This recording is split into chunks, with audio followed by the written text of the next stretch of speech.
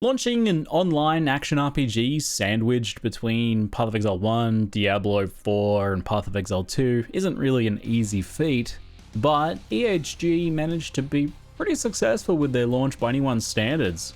Last Epoch topped out at just under 260,000 all-time peak on Steam, which is likely more than half of Path of Exile's all-time peak, combining Steam and standalone clients. These devs have proven throughout the game's early access and with their launch here that they really understand the genre. It wasn't all smooth sailing. Launch was somewhat marred by server issues, bugs, and some major balancing problems like infinite ward generation on some builds, and this likely did burn a bit of the goodwill capital that they had banked throughout early access. But that said, people know about the game now, and it's had an overall positive reception, and I personally walked away from it feeling pretty good, apart from the balance issues which eventually kinda got to me. Now we arrive at a crucial juncture, the first major post-launch update coming in less than a week. This is possibly the most important update they'll ever do. That first big content drop sets people's post-launch expectations, and it sets the tone for your game's post-launch life. Is this a game that people played, or is it a game that people are going to keep coming back to play? The good news is that they seem to be doing everything right here with this update. It's called Harbingers of Ruin, and that's the first win, I think.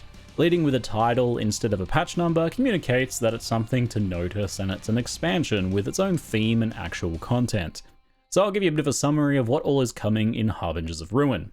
The flagship here, of course, is a new Pinnacle Boss, and the other endgame Harbinger bosses that herald its arrival. This big Pinnacle Boss to aim for was something that was definitely lacking at launch.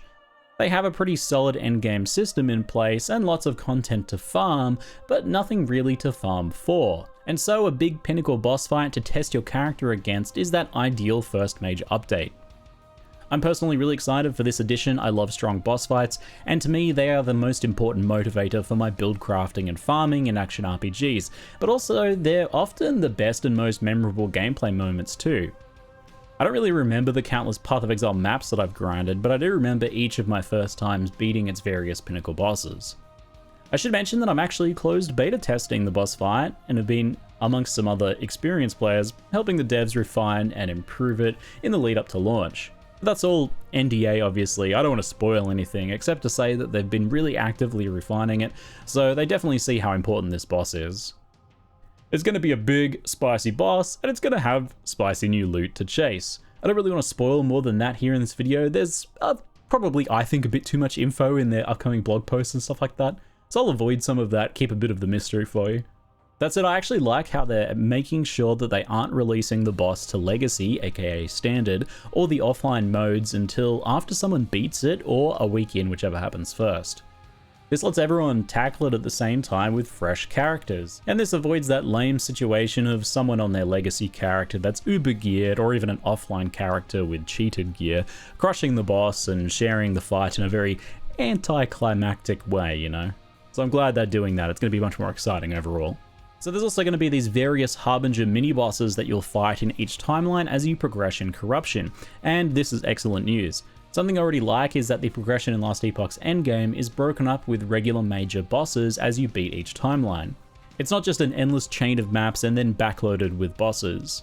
They're learning from Path of Exile here. Earlier versions of its endgame had that problem where all of the good stuff was at the end after you'd done a ton of boring stuff. They have from the outset tried to break things up here like Path of Exile learned to do later on, and they're improving in doubling down on that here. This is adding even more bosses to break up your running echoes and corruption grinding, and it should help that later progression through the empowered timeline. The Harbingers steal abilities from timeline bosses, so they have different variants, they each have their own loot, and each gives you progression in the new endgame Forgotten Knights faction. So I think it's all pretty exciting stuff. This new faction's ranks are the mission objectives to unlock the new major Pinnacle Boss, and each rank is gained by killing the next Harbinger at higher and higher corruptions in new timelines. I'm glad they didn't just go for another like favor system like they did with the item factions here, and that each rank is actually just specifically a Harbinger kill that gives you very solid goals to shoot for. It's going to be a great motivator to push corruption in those empowered timelines, which is something that felt kind of boring and pointless before. Trying to push to the like 300 corruption and beyond is, I think, where most people petered out, and me too. Each rank in this new faction gives boss bonuses, monolith progression boosts, and some bonuses to the new Nemesis crafting system. And this new system almost feels like a Path of Exile League mechanic, almost a standalone extra system. Though that said, it is woven into the new faction, so it's definitely a core game element. Randomly, you'll encounter a fallen warrior that was slain by a Harbinger.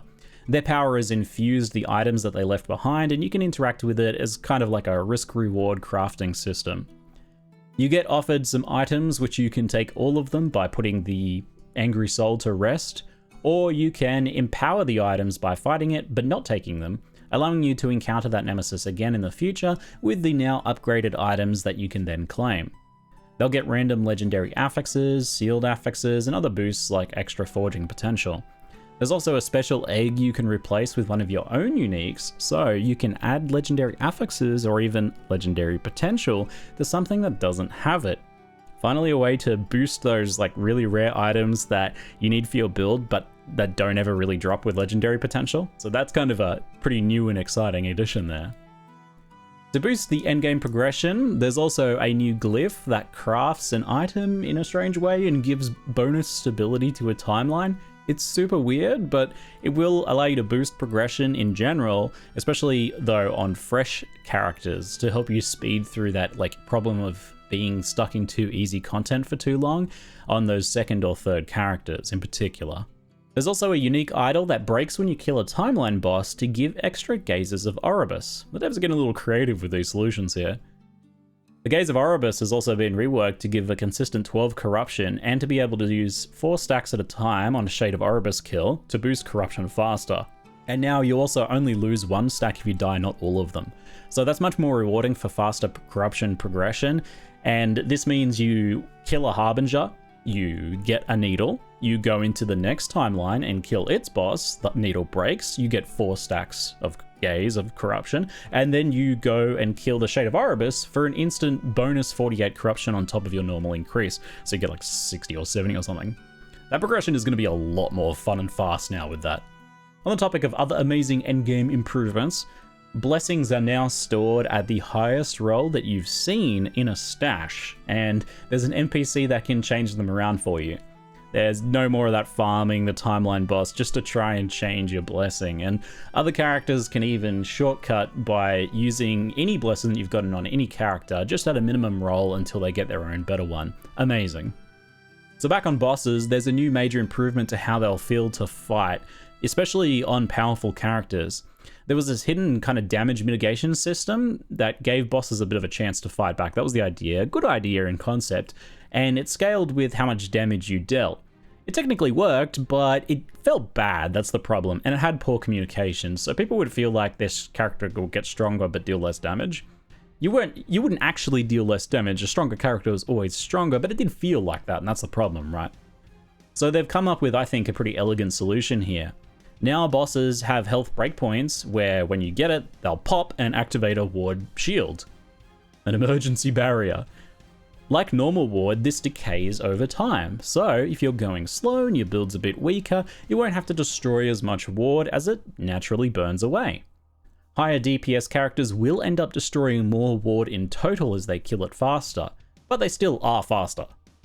The good thing here is you can see it in action, you can see the ward, it'll feel a lot better as it won't feel like you're being punished so much, and it also gives some technical benefits as well, like better leech and things like that on bosses too. So I think a pretty nice solution there, and it also seems like they can do things with those breakpoints, like have the boss kind of get stunned when they reach that too, so timing those could be pretty fun if they come in at a clutch moment and interrupt a boss ability. The final bit of major gameplay news is that there's a new evade. It'll be a dodge roll or like a quick step with different looks for each class, but it acts the same either way. It's a quick way to reposition. It's got 2 charges, and the cooldown improves as you level, and there's a few items that interact with it as well, like boot implicits that lower cooldown more, and maybe some unusual things you can do with uniques. It doesn't have any immunity frame, so it's not about iframing through boss attacks, which might be a relief to some of you. I know some people don't like evades like this in these games for that reason, but rather this is just about giving a minimum mobility to every character, and it should make it feel a bit less punishing to not run a movement skill. I think most of the time you probably still will, and this will be an extra emergency mobility option as a fallback. But, you know, that I think just makes combat feel better in my opinion. I know some people have split opinions on these evade skills, but I feel like I've tried it in Path of Exile 2, I really liked it, and I'm keen to see it here too. A quick wrap up of some of the other changes we're getting. They're reworking each item faction with more ranks, and it'll take less time overall to complete. And the Trade Bazaar is also getting some search improvements. Loot filters are also getting spicier with additions to multi-affix filtering, like for boots with move speed and life, for example. Also the ability to filter by legendary potential or Weaver's Will potential, so late game you can hide those 1 LP common uniques you don't need anymore. Channeling skills are getting changed to allow mana regen while using them, and some skills are getting reworks and various class updates and balance changes and all that, of course. Finally, ward is being rebalanced in a pretty clever way, I think. It will now decay slower at low amounts, sub 4000 ward for example, and it will decay faster and faster as you increase. It does this using the power of math, basically a percentage increase in decay multiplied by your current ward. In addition to some specific skill balance changes, this should make ward a bit more reasonable and tamp down on some of the infinite ward builds a bit, while not really punishing builds that have lower amounts of ward, in fact benefiting some of them. So all up, we have, in my opinion, exactly what we need out of a launch follow-up. A big chase boss, lots of things to improve the pacing and break up the endgame progression, as well as give a lot more motivation to push further. This is really important because it captures those people that kind of just got into the endgame a bit with launch, but then, you know, got distracted and started playing another game or left or whatever. Those people have a chance to come back and get way more into it in a much better way with those various improvements. And for some of us who maybe did play a little bit further but got kind of bored because there wasn't really anything big to push for, you know, I got pretty bored pushing corruption in empowered monoliths and it was mostly just trying different builds. That stuff is all going to be a lot better for us as well. So I think it's exactly what we need. Also, lots of major quality of life improvements to most of what people might have been bothered by at launch as well. You want to tackle those, like the 10 biggest things that annoyed people at launch and just fix all of those. And that seems to be what they're doing exactly. The only thing that's kind of missing, in my opinion, is a few new skills sprinkled in to capture those people who are looking for, you know, that motivation to make a new build. Though some of the reworked skills will certainly be that. But reworks don't market as well as something actually new. They don't get people excited to try a new build as something that's actually brand new. Nonetheless, between the balance changes, new items, and some reworked skills, there will be some new builds to try. From what you've seen, is this getting you hyped to return to Last Epoch? Do you think it'll be a solid follow-up to secure Last Epoch's future success? It's a pretty major one. Anyway, let me know. That's it for now. I'm ZiggyD, and thanks for watching.